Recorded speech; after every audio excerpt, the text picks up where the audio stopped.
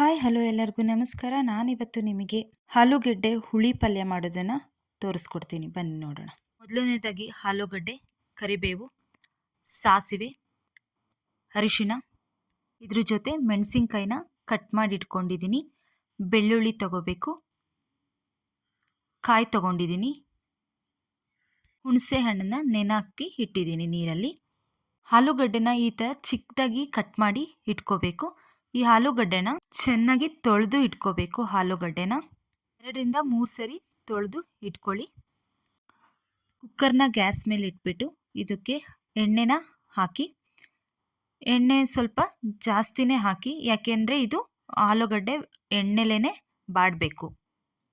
ಎಣ್ಣೆ ಕಾದ್ಮೇಲೆ ಇದಕ್ಕೆ ಸಾಸಿವೆ ಹಾಕ್ಕೊಳ್ಳಿ. ಸಾಸಿವೆ ಸ್ವಲ್ಪ ಚಟಪಟ ಸಿಡಿದ ಮೇಲೆ ನಾವು ಕಡಲೆಬೇಳೆ ಹಾಕ್ಕೋಬೇಕು. ಕಡಲೆಬೇಳೆನ ಸ್ವಲ್ಪ ಚೆನ್ನಾಗಿ ಬಾಡಿಸ್ಕೊಳ್ಳಿ. ಈಗ ಕರಿಬೇವನ್ನ ಹಾಕ್ಕೊಳ್ಳಿ.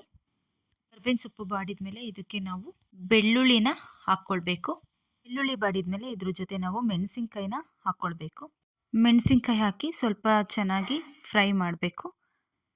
ಇದಕ್ಕೆ ನಾವು ಅರಿಶಿಣನ ಹಾಕ್ಕೊಳ್ಬೇಕು. ಆಮೇಲೆ ಚಿಕ್ಕದಾಗಿ ಕಟ್ ಮಾಡಿ ಇರ್ತಕ್ಕಂಥ ಆಲೂಗಡ್ಡೆನ ಹಾಕ್ಕೊಂಡು ಇದಕ್ಕೆ ಚೆನ್ನಾಗಿ ಫ್ರೈ ಮಾಡ್ಕೋಬೇಕು. ಚೆನ್ನಾಗಿ ಈ ಥರ ಫ್ರೈ ಆದಮೇಲೆ ನಾವು ಇದ್ರ ಜೊತೆ ನಾವು ಹುಣಸೆ ಹಣ್ಣನ್ನು ಒಂದು 10 ನಿಮಿಷ ನೆನೆಸಿರ್ತಕ್ಕಂಥ ಹುಣಸೆ ಹಣ್ಣನ್ನು ನಾವು ಇದಕ್ಕೆ ಹಾಕ್ಕೊಳ್ಬೇಕಾಗುತ್ತೆ. ಇದು ಹುಳಿ ಪಲ್ಯ ಆಗಿರೋದ್ರಿಂದ ನಾವು ಹುಣಸೆ ಹಣ್ಣನ್ನು ಸ್ವಲ್ಪ ಜಾಸ್ತಿನೇ ಹಾಕ್ಕೊಳ್ಬೇಕು. ಆಮೇಲೆ ಇದಕ್ಕೆ ಎಷ್ಟು ಬೇಕಷ್ಟು ಉಪ್ಪನ್ನು ಹಾಕ್ಕೊಳ್ಬೇಕು. ಆಮೇಲೆ ಇದಕ್ಕೆ ತುರಿದಿರ್ತಕ್ಕಂಥ ಕಾಯನ್ನು ಹಾಕ್ಕೊಳ್ಬೇಕು. ಸ್ವಲ್ಪ ನೀರನ್ನು ಹಾಕ್ಕೊಂಡು ಲಿಡ್ ಕ್ಲೋಸ್ ಮಾಡಬೇಕು.